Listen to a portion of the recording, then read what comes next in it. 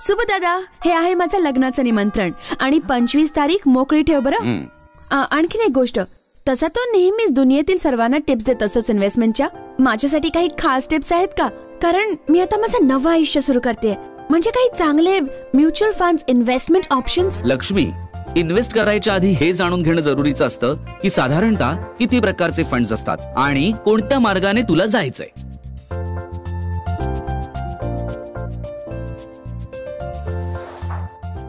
उदाहरणार्थ, जर तू इक्विटी फंड्सचा मार्ग निवडलास तर तुझे पैसे कंपन्यांच्या शेअर्स मध्ये इन्व्हेस्ट केले जातात. पण हा मार्ग मी का स्वीकारावा? जर तुला दीर्घकाळानंतर जास्त रिटर्न्स आणि वाढ हवी असेल तर. ओ, आणि डेट फंड्स?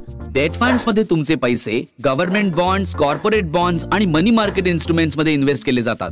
आणि हायब्रिड म्हणजे नक्कीच या दोन्हीचं कॉम्बिनेशन असणार, अशी स्कीम जी दोन्ही इक्विटी आणि डेट फंड्स मध्ये इन्व्हेस्ट करत असते, राईट? एक्झॅक्टली.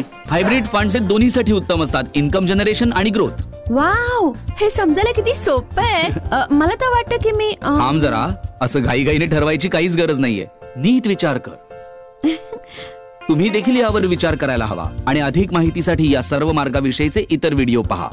तेव्हा कोणताही म्युच्युअल फंड इन्व्हेस्टमेंटचा मार्ग तुम्ही निवडा, तुमचा प्रवास सुखकर होवो हीच इच्छा, कारण अखेरीस म्युच्युअल फंड्स सही आहे. म्युच्युअल फंडातील गुंतवणुकींना मार्केटमधील जोखमी संभवतात. स्कीम संबंधी सर्व दस्तावेज काळजीपूर्वक वाचा.